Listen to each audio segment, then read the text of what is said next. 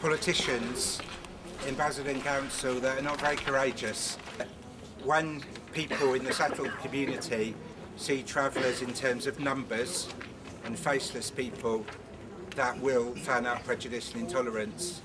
But when you see travellers as human beings and families, as you know because you're here and as you kindly introduced me today, it's a different story.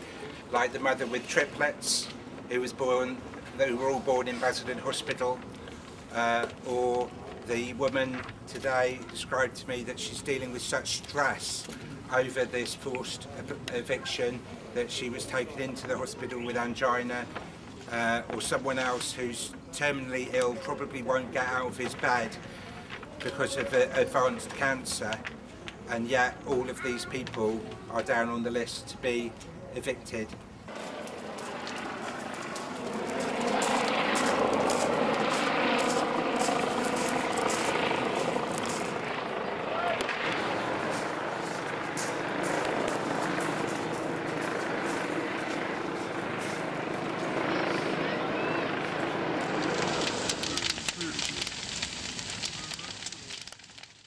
There are many in this community who do stand up for your rights, including the schoolmates of you, the children of Dale Farm, who say they want you to stay in their class and to carry on learning in your school together.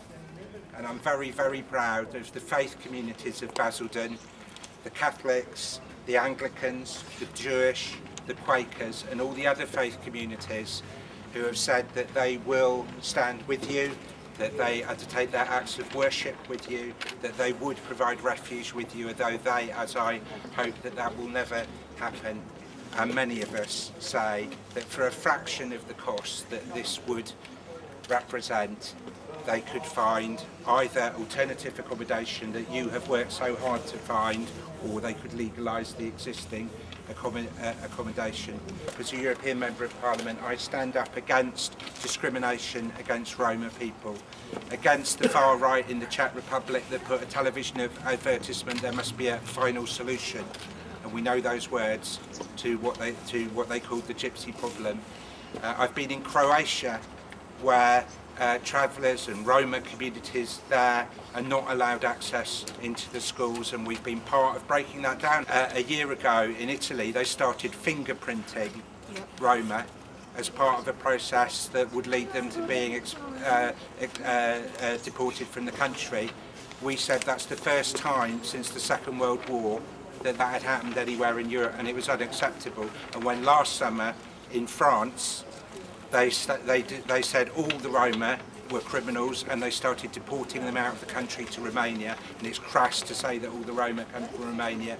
We stood out against that too, and I want to say to all of you, with the Roma at the European level, with the National Gypsy Council, many of us will stand against discrimination against Roma people, and if I will do that in Croatia, in Italy, in France, in the Czech Republic, I'm damn well going to do it here in my own constituency and make sure there is no discrimination here.